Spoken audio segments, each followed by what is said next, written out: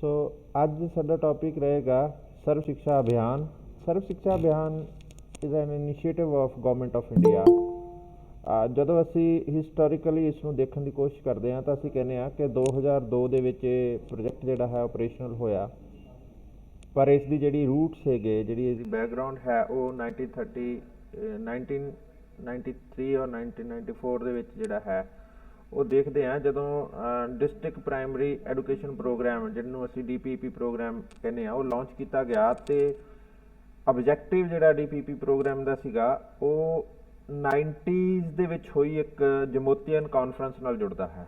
World level ਦੇ ਉੱਪਰ UNO, UNESCO ਅਤੇ ਵਰਲਡ ਬੈਂਕ ਜਿਹੜਾ ਹੈ ਇੱਕ ਯੂਨੀਵਰਸ ਦੀ ਪੂਰੇ ਵਰਲਡ ਦੀ ਜਿਹੜੇ ਕੰਟਰੀ UNO ਦੇ ਮੈਂਬਰ ਨੇ ਉਹਨਾਂ ਦੀ ਇੱਕ ਜਿਹੜਾ ਹੈ ਕਾਨਫਰੰਸ ਕਰਵਾਉਂਦੇ ਆ।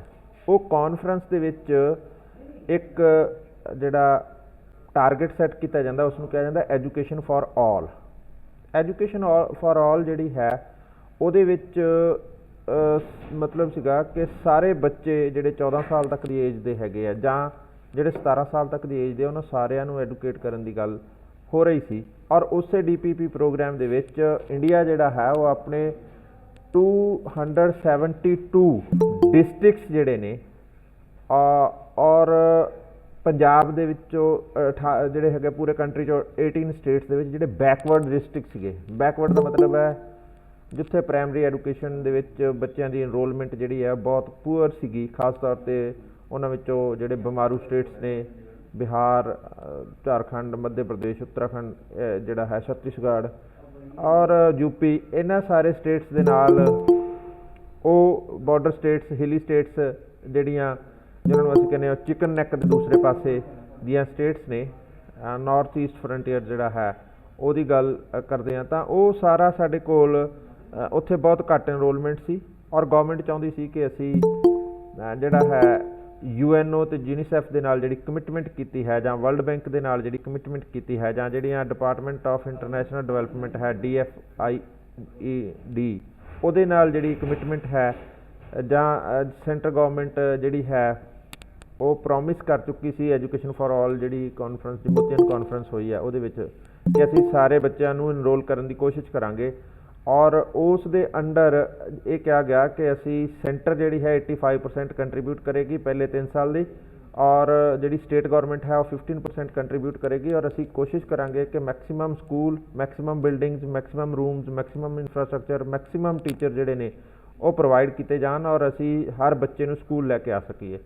ਔਰ ਇਸ ਪ੍ਰੋਗਰਾਮ ਦੇ ਵਿੱਚ ਜਿਹੜਾ ਹੈਗਾ 2000 ਦੇ ਵਿੱਚ ਨੀਅਰ ਅਬਾਊਟ ਜਿਹੜਾ ਹੈ 9,75,500 ਜਿਹੜਾ ਹੈ ਲੱਖ ਰੁਪੀਜ਼ ਜਿਹੜਾ ਹੈ ਉਹ ਐਲੋਕੇਟ ਕੀਤਾ ਗਿਆ। ਔਰ ਇਹਦੇ ਵਿੱਚ ਕਿਹਾ ਗਿਆ ਕਿ ਅਸੀਂ 50 ਮਿਲੀਅਨ ਦੇ ਕਰੀਬ ਬੱਚੇ ਜਿਹੜੇ ਹੈਗੇ ਆ ਉਹਨਾਂ ਨੂੰ ਦੁਬਾਰਾ ਜਿਹੜਾ ਹੈ ਸਕੂਲ 'ਚ ਲੈ ਕੇ ਆਵਾਂਗੇ, ਜਾਂ ਜਿਹੜੇ ਆਊਟ ਆਫ ਸਕੂਲ ਨੇ ਜਾਂ ਜਿਹੜੇ ਡਰੋਪ ਆਊਟਸ ਨੇ ਉਹਨਾਂ ਨੂੰ ਸਕੂਲ ਦੇ ਵਿੱਚ ਲੈ ਕੇ ਆਵਾਂਗੇ। ਔਰ ਇਹ ਪ੍ਰੋਗਰਾਮ ਦੇ ਵਿੱਚ DPP ਪ੍ਰੋਗਰਾਮ ਦੇ ਵਿੱਚ ਅਸੀਂ ਇਹ ਕਿਹਾ ਕਿ ਹਰ ਉਸ ਪਿੰਡ ਦੇ ਵਿੱਚ ਜਿੱਥੇ ਸਕੂਲ ਨਹੀਂ ਹੈ ਅਸੀਂ ਸਕੂਲ ਇਸਟੈਬਲਿਸ਼ ਕਰਾਂਗੇ ਔਰ ਕੋਸ਼ਿਸ਼ ਰਹੇਗੀ ਕਿ ਮਿਨੀਮਮ ਇੱਕ ਟੀਚਰ ਤਾਂ ਜ਼ਰੂਰ ਉੱਥੇ ਦਿੱਤਾ ਜਾਵੇ।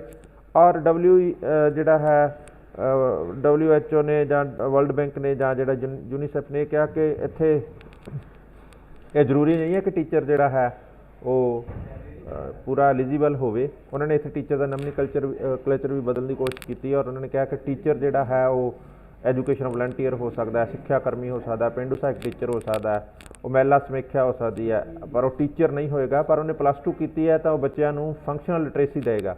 ਤਾਂ DPP ਪ੍ਰੋਗਰਾਮ ਦੇ ਵਿੱਚ ਅਸੀਂ ਇੱਕ ਤਰ੍ਹਾਂ ਨਾਲ ਬੱਚਿਆਂ ਨੂੰ ਊੜਾ ਐੜਾ ਲਿਖਣਾ ਸਿਖਾਉਣ ਦੀ ਕੋਸ਼ਿਸ਼ ਕਰ ਰਹੇ ਸੀਗੇ।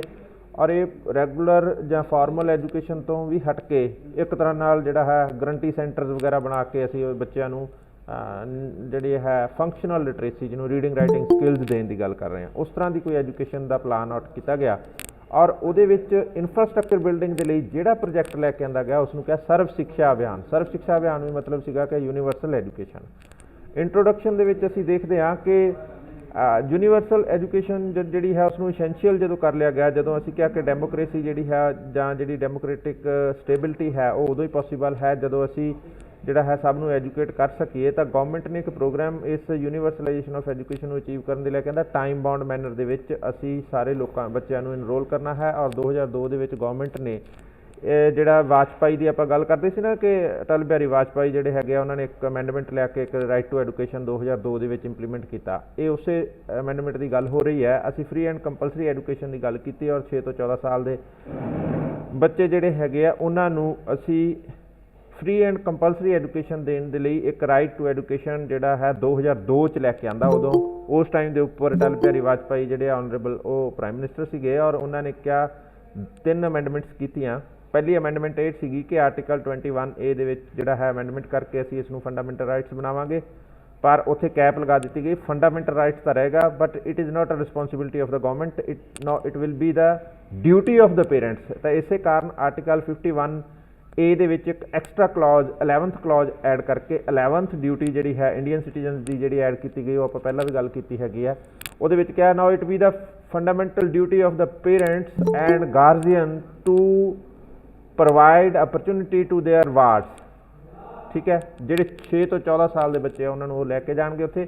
ਔਰ ਅਗਲੀ ਗੱਲ ਆਰਟੀਕਲ 45 ਦੇ ਵਿੱਚ ਮੋਡੀਫਾਈ ਕਰ ਦਿੱਤਾ, ਜਿਹੜਾ ਕਿਹਾ ਸੀਗਾ ਕਿ within 10 year from the commencement of Indian constitution we will endeavour to provide. ਤਾਂ ਉਹਨਾਂ ਨੇ ਹੁਣ ਇੱਥੇ ਜਿਹੜੀ ਹੈ ਰਿਸਟ੍ਰਿਕਸ਼ਨ ਲਗਾ ਦਿੱਤੀ ਕਿ ਅਸੀਂ 2017 ਤੋਂ ਪਹਿਲਾਂ ਸਾਰੇ ਬੱਚਿਆਂ ਨੂੰ ਸਕੂਲ 'ਚ ਲੈ ਕੇ ਆਵਾਂਗੇ।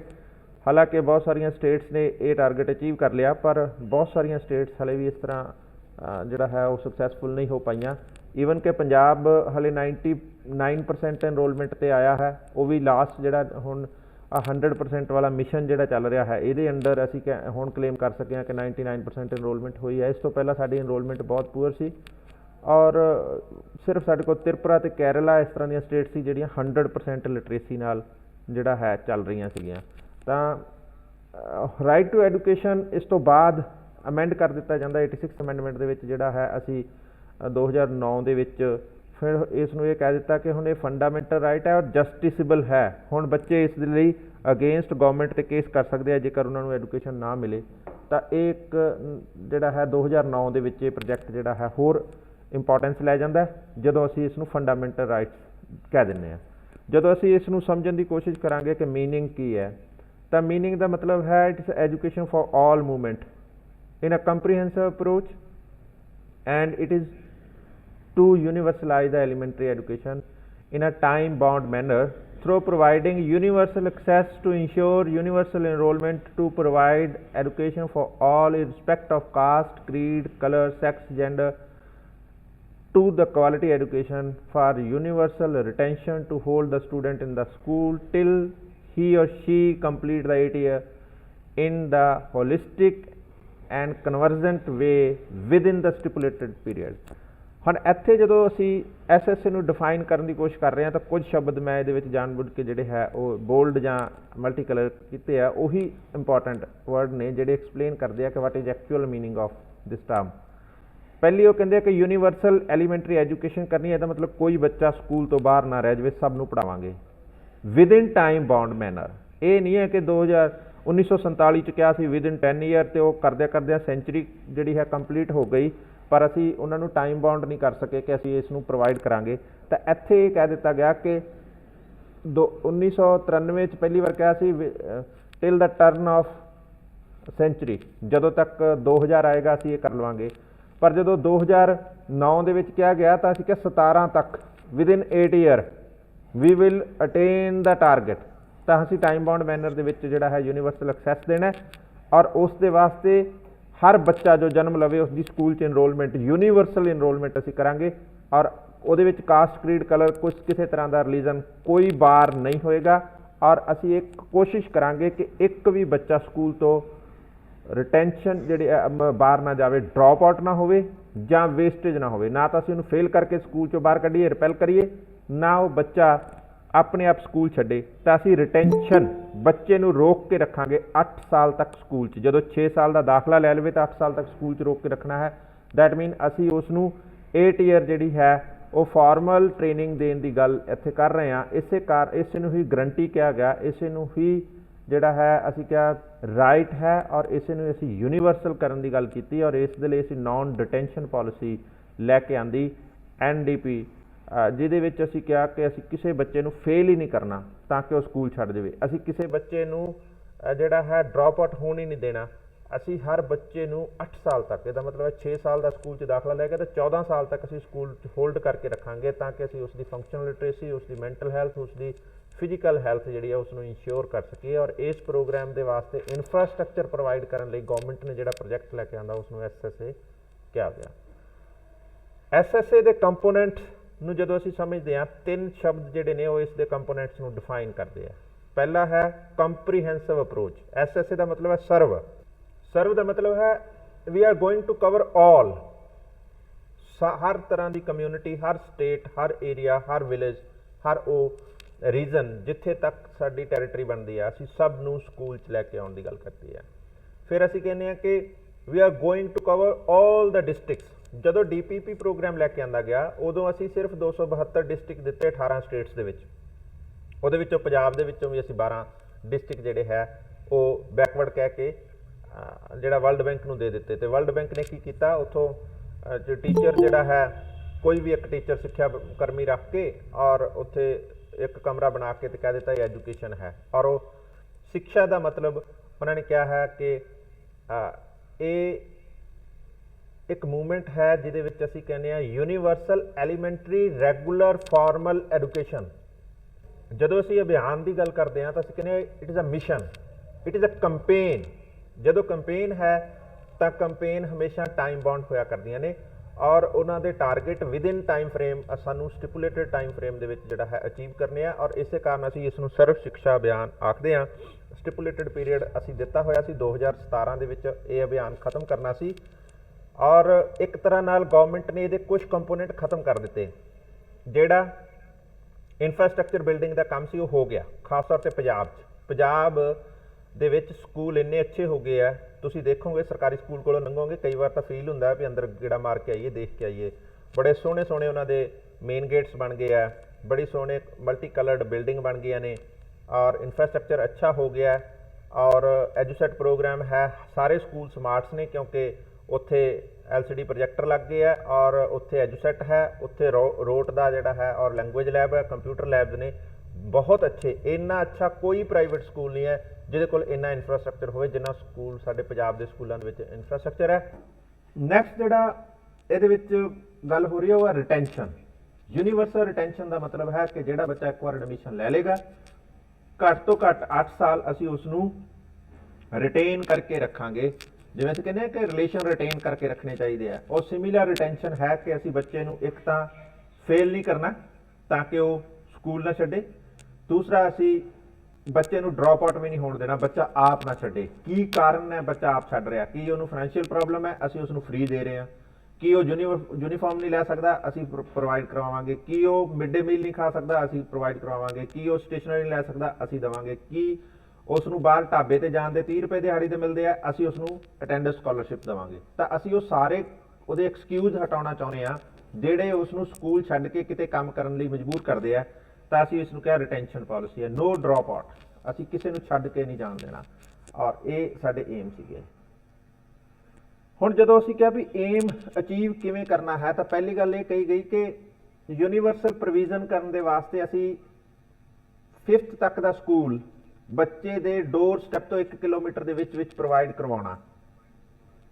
ਐਨੇ ਸਕੂਲ ਬਣਾਈਏ ਕਿ ਵਾਕਿੰਗ ਡਿਸਟੈਂਸ ਤੇ ਬੱਚੇ ਕੋਲ ਸਕੂਲ ਹੋਵੇ ਔਰ ਉਹਦੇ ਪੇਰੈਂਟਸ ਨੂੰ ਕਿਸੇ ਤਰ੍ਹਾਂ ਦੀ ਟਰਾਂਸਪੋਰਟ ਫੈਸਿਲਿਟੀ ਜਾਂ ਪਿਕ ਐਂਡ ਡ੍ਰੌਪ ਨਾ ਕਰਨਾ ਪਵੇ, ਬੱਚਾ ਆਪ ਹੀ ਤੁਰ ਕੇ। 1 ਸਾਲ ਦਾ ਬੱਚਾ ਬਹੁਤ ਛੋਟਾ, ਮਤਲਬ ਫਸਟ ਕਲਾਸ ਵਾਲਾ ਬੱਚਾ ਬਹੁਤ ਛੋਟਾ ਹੋਏਗਾ। 3 ਸਾਲ ਦਾ ਬੱਚਾ ਸਕੂਲ ਜਾਣਾ ਚਾਹੁੰਦਾ ਤੇ 3 ਸਾਲ ਦਾ ਬੱਚਾ ਕਿੰਨਾ ਕੁ ਵੱਧ ਤੋਂ ਵੱਧ ਤੁਰ ਸਕਦਾ?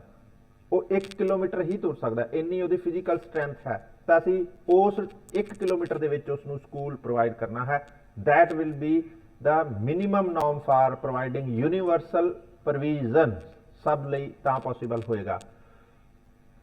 ਅਗਲੀ ਗੱਲ ਜਿਹੜੀ ਉਹਨਾਂ ਨੇ ਇਹਦੇ ਵਿੱਚ ਕਹੀ ਹੈ ਉਹ ਹੈ ਕਿ ਯੂਨੀਵਰਸਲ ਇਨਰੋਲਮੈਂਟ ਦੀ ਜਦੋਂ ਅਸੀਂ ਗੱਲ ਕੀਤੀ ਤਾਂ ਵੈਸੇ ਟਾਰਗੇਟ ਜਦੋਂ ਅਸੀਂ ਸ਼ੁਰੂ ਕੀਤਾ ਸੀਗਾ 2002 ਦੇ ਵਿੱਚ, ਜਦੋਂ ਅਸੀਂ ਪ੍ਰੋਵੀਜ਼ਨ ਲੈ ਕੇ ਆਂਦੇ ਹਾਂ, ਉਹਦੇ ਵਿੱਚ ਅਸੀਂ ਕਿਹਾ ਸੀਗਾ ਕਿ 2017 ਤੱਕ ਸਾਰੇ ਬੱਚਿਆਂ ਨੂੰ 5 ਸਾਲ ਤੱਕ ਪੜ੍ਹਾ ਦੇਵਾਂਗੇ। ਦਾ ਮਤਲਬ ਪ੍ਰਾਇਮਰੀ ਐਜੂਕੇਸ਼ਨ ਫਸਟ 5 ਈਅਰ ਦੀ ਦੇ ਦੇਵਾਂਗੇ। 2010 ਤੱਕ ਅਸੀਂ ਮਿਡਲ ਤੱਕ ਦੀ ਐਜੂਕੇਸ਼ਨ ਸਾਰੇ ਬੱਚਿਆਂ ਨੂੰ ਐਡੂਕੇਟ ਕਰ ਚੁੱਕੇ ਹੋਵਾਂਗੇ ਔਰ ਜੈਂਡਰ ਜਿਹੜਾ ਸੋਸ਼ਲ ਕੈਟਾਗਰੀ ਗੈਪਸ ਹੈ, ਜਿਹੜੀ ਇਕੁਇਟੀ ਕ੍ਰੀਏਟ ਕਰਨ ਦੀ ਗੱਲ ਹੋ ਰਹੀ ਹੈ ਕਿ ਲੜਕੇ ਤੇ ਲੜਕੀਆਂ ਦੀ ਇਨਰੋਲਮੈਂਟ ਬਰਾਬਰ ਹੋਣੀ ਚਾਹੀਦੀ ਹੈ, ਔਰ ਨਾਲ ਇੱਕ ਗੱਲ ਹੋ ਰਹੀ ਹੈ ਸੋਸ਼ਲ ਜਿਹੜੀ ਸੈਗਰੀਗੇਸ਼ਨ ਹੈ ਕਿ SC OBC ਮਿਨੋਰਿਟੀ ਟਰਾਈਬਸ ਉਹਨਾਂ ਦੇ ਬੱਚੇ ਘੱਟ ਜਿਹੜੇ ਪੜ੍ਹ ਰਹੇ ਨੇ, ਤਾਂ ਅਸੀਂ ਉਹ ਇਕੁਇਟੀ ਕ੍ਰੀਏਟ ਕਰਨ ਦੀ ਗੱਲ ਕੀਤੀ ਹੈ ਕਿ 2010 ਤੱਕ ਅਸੀਂ ਇਹ ਇੰਸ਼ੋਰ ਕਰਾਂਗੇ ਕਿ ਹਰ ਬੱਚਾ ਜਿਹੜਾ ਹੈ ਉਹ ਐਡਮਿਸ਼ਨ ਲੈ ਪਾਏ। ਔਰ 2009 ਚ ਇਸ ਦੇ ਲਈ ਕੀ ਕੀਤਾ ਗਿਆ, 2009 ਦੇ ਵਿੱਚ ਰਾਈਟ ਟੂ ਐਜੂਕੇਸ਼ਨ 'ਚ ਇਹ ਕਹਿ ਦਿੱਤਾ ਗਿਆ ਕਿ ਹਰ ਪ੍ਰਾਈਵੇਟ ਸਕੂਲ 25% ਜਿਹੜੀਆਂ ਨੇ ਸੀਟਸ ਰਿਜ਼ਰਵ ਰੱਖੇਗਾ ਔਰ ਉਹਨਾਂ ਦੇ ਵਿੱਚ ਉਹਨਾਂ ਨੂੰ ਐਡਮਿਸ਼ਨ ਦੇਣੀ ਹੋਏਗੀ। ਇੱਕ ਕੰਪਲਸ਼ਨ ਜਿਹੜਾ ਹੈ ਸੋਸ਼ਲ ਸੈਗਰੀਗੇਸ਼ਨ ਦੀ ਗੱਲ ਜਿਹੜੀ ਸੀ ਉਸ ਨੂੰ ਅਸੀਂ ਸੋਸ਼ਲ ਇਕੁਇਟੀ ਚੇਂਜ ਕਰਨ ਦੀ ਗੱਲ ਹੋ ਰਹੀ ਹੈ। ਫਿਰ ਅਗਲੀ ਗੱਲ ਉਹ ਕਹਿੰਦੇ ਆ ਕਿ ਕੰਪਲਸ਼ਨ ਜਿਹੜਾ ਹੈ ਟੂ ਕ੍ਰੀਏਟ ਲੈਜਿਸਲੇਸ਼ਨ ਐਕਟ ਉਹ ਅਸੀਂ ਕਰ ਦਿੱਤਾ 2009 ਚ, ਅਸੀਂ ਰਾਈਟ ਟੂ ਐਜੂਕੇਸ਼ਨ ਜਿਹੜਾ ਹੈ ਦੇ ਦਿੱਤਾ। ਔਰ ਫਿਰ ਅਗਲੀ ਗੱਲ ਹੈ ਰਿਟੈਂਸ਼ਨ ਦੀ, ਉਹ ਪਹਿਲਾਂ ਵੀ ਗੱਲ ਕੀਤੀ ਹੈ ਕਿ ਨਾਨ ਰਿਟੈਂਸ਼ਨ ਪਾਲਿਸੀ ਹੈ, ਅਸੀਂ ਕਿਸੇ ਨੂੰ ਪਹਿਲਾਂ ਤਾਂ ਫੇਲ ਨਹੀਂ ਕਰਨਾ ਇੱਕ ਗੱਲ, ਤਾਂ ਕਿ ਉਹ ਡ੍ਰੌਪ ਆਊਟ ਨਾ ਕਰ ਜੇ, ਵੇਸਟੇਜ 'ਚ ਨਾ ਚਲਾ ਜਾਵੇ। ਡ੍ਰੌਪ ਆਊਟ ਅਸੀਂ ਕਰਨ ਨਹੀਂ ਦੇਣਾ, ਡ੍ਰੌਪ ਆਊਟ ਮਤਲਬ ਸਕੂਲ ਛੱਡ ਕੇ ਅਸੀਂ ਜਾਣ ਨਹੀਂ ਦੇਣਾ। ਕਿਉਂ ਨਹੀਂ ਜਾਣ ਦੇਣਾ? ਉਹਦੇ ਜਿੰਨੇ ਐਕਸਕਿਊਜ਼ਸ ਨੇ ਕਿ ਮੇਰੇ ਪੇਰੈਂਟਸ ਫੀਸ ਨਹੀਂ ਦੇ ਸਕਦੇ ਜੀ, ਮੇਰੇ ਯੂਨੀਫਾਰਮ ਨਹੀਂ ਪਰਚੇਜ ਕਰਕੇ ਦੇ ਸਕਦੇ ਜੀ, ਉਹ ਤਾਂ ਮੈਨੂੰ ਕਾਪੀਆਂ ਵੀ ਨਹੀਂ ਖਰੀਦ, ਕਿਤਾਬਾਂ ਵੀ ਨਹੀਂ ਖਰੀਦ ਕੇ ਦੇ ਸਕਦੇ ਜੀ, ਉਹ ਤਾਂ ਮੈਨੂੰ ਖਾਣਾ ਵੀ ਨਹੀਂ ਖਵਾ ਸਕਦੇ ਜੀ, ਅਸੀਂ ਕਿਹਾ ਸਾਰਾ ਕੁਝ ਦੇਵਾਂਗੇ। ਉਹ ਕਹਿੰਦਾ ਜੀ ਫੇਰ ਵੀ ਨਹੀਂ ਮੈਂ ਆਉਣਾ। ਕਹਿੰਦੇ ਕਿਉਂ ਨਹੀਂ ਆਉਣਾ? ਕਹਿੰਦੇ ਜੀ ਮੈਂ ਤਾਂ ਢਾਬੇ ਤੇ ਜਾਣਾ, ਉੱਥੋਂ ਕਮਾ ਕੇ ਲਿਆ ਕੇ ਮਾਂ ਪਿਓ ਨੂੰ ਦਿੰਦਾ, ਤੇ ਰੋਟੀ ਤਾਂ ਮੈਂ ਢਾਬੇ ਤੋਂ ਖਾ ਲੈਣਾ, ਢਾਬੇ ਵਾਲੇ ਮੈਨੂੰ ਸਵੈਟਰ ਵੀ ਲੈ ਦਿੰਦਾ, ਜੁੱਤੀ ਵੀ ਲੈ ਦਿੰਦਾ, ਤੇ ਮੈਂ ਪੜ੍ਹਨ ਕਿਉਂ ਆਵਾਂ? ਅਸੀਂ ਕਿਹਾ ਤੂੰ ਪੜ੍ਹਨ ਆ, ਜਿੰਨਾ ਢਾਬੇ ਤੇ ਤੈਨੂੰ ਮਿਲਦਾ ਉਨਾ ਅਸੀਂ ਦੇਵਾਂਗੇ।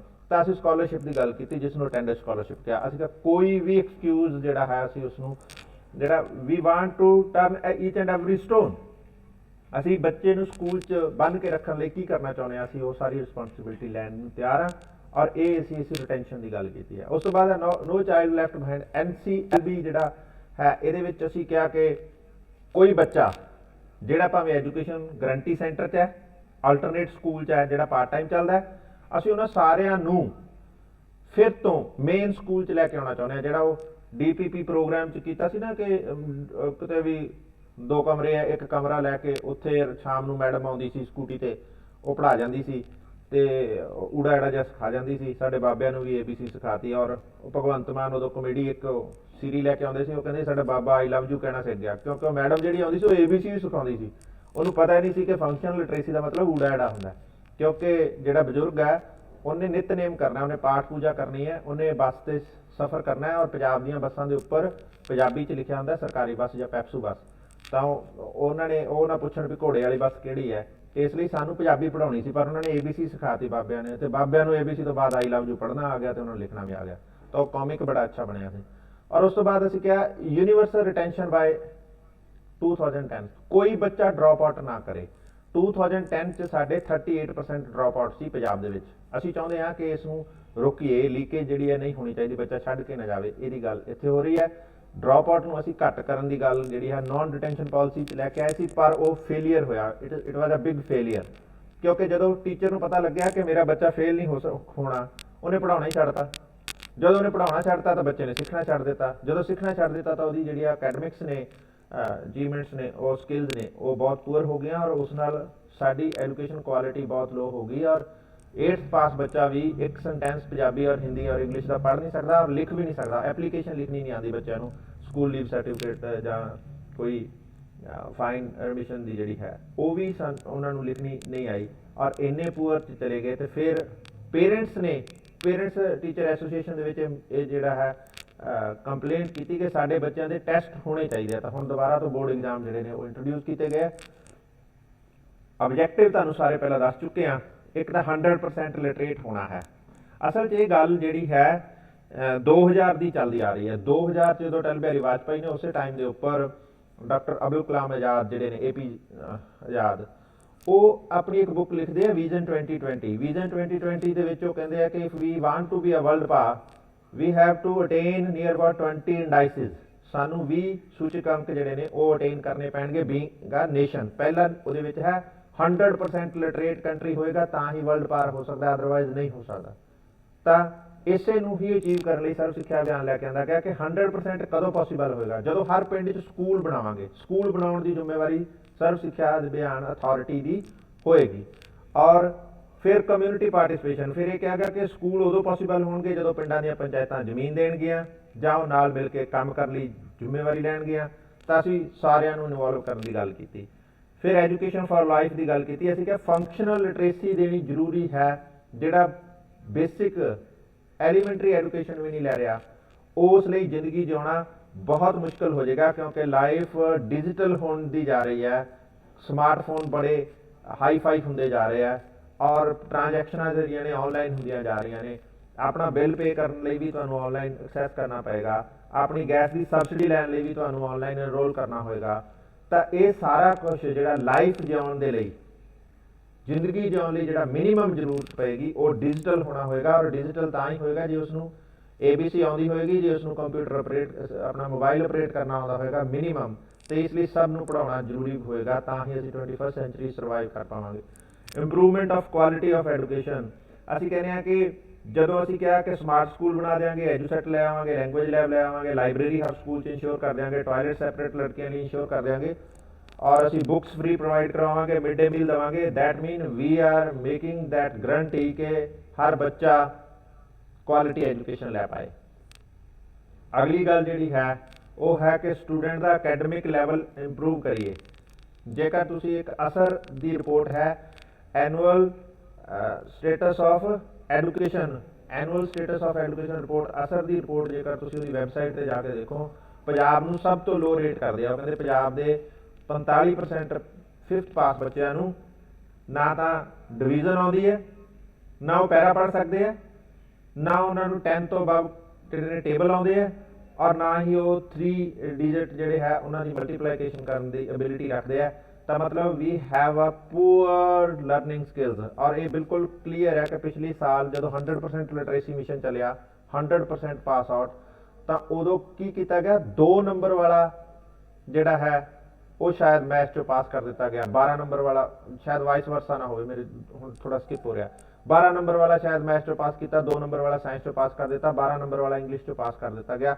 ਔਰ ਅਸੀਂ ਇਸ ਫੰਕਸ਼ਨ ਲਿਟਰੇਸੀ ਨਾਲ ਸਾਰਿਆਂ ਨੂੰ ਪਾਸ ਕਰਨ ਤੋਂ ਬਾਅਦ ਕਹਿ ਦਿੱਤਾ ਕਿ ਵੀ ਹੈਵ 100% ਰਿਜ਼ਲਟਸ। ਤਾਂ ਇਹ ਇਸ ਤਰ੍ਹਾਂ ਦੀ ਪੂਅਰ ਦੇ ਨਾਲ ਅਸੀਂ ਚੱਲ ਰਹੇ ਹਾਂ। ਅਸੀਂ ਚਾਹੁੰਦੇ ਹਾਂ ਇਸ ਨੂੰ ਇੰਪਰੂਵ ਕਰੀਏ।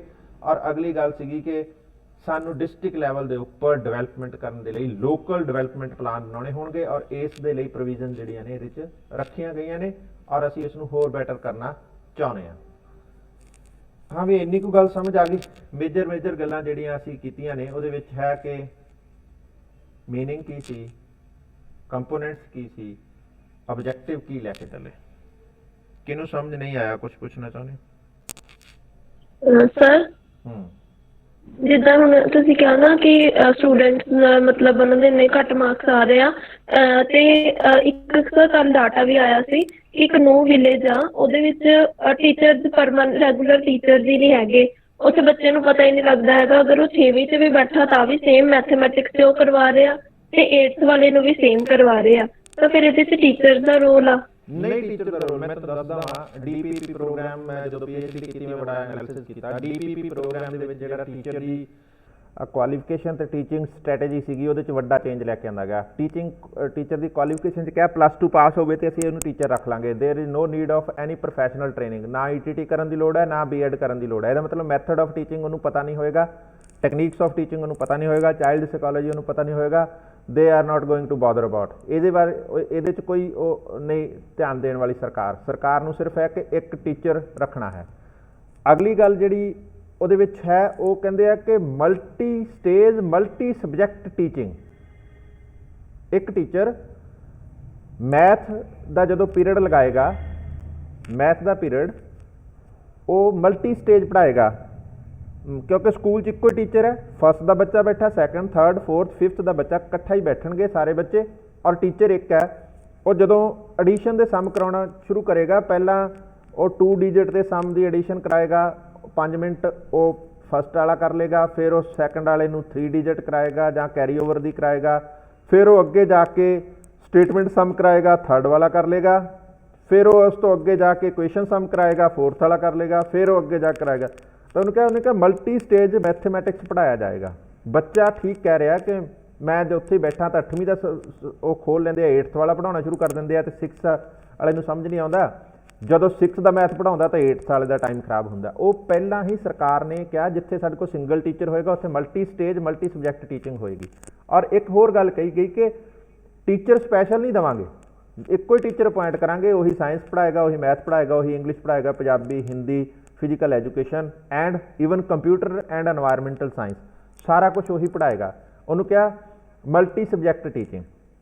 ਹੁਣ ਇੱਕ ਗੱਲ ਨੂੰ ਸਮਝਣ ਦੀ ਕੋਸ਼ਿਸ਼ ਕਰੋ, ਇਹ ਚੌਕਆਊਟ ਬਣ ਗਿਆ, ਕਿਸੇ IAS ਨੇ ਬੈਠ ਕੇ ਪਲਾਨ ਕਰਤਾ ਹੋਣਾ, ਵੀ ਸਰਕਾਰ ਨੂੰ ਕੈਲਕੂਲੇਟ ਕਰਕੇ ਦੱਸਤਾ ਵੀ ਦੇਖੋ ਜੀ 4 ਟੀਚਰ ਬਚਾ ਲਏ, ਹਰ ਟੀਚਰ ਦੀ ਤਨਖਾਹ ਲਾ ਲਓ 12 ਚੌਕ 48 ਟੀਚਰਾਂ ਦੀ ਤਨਖਾਹ ਬਚ ਗਈ ਜੀ।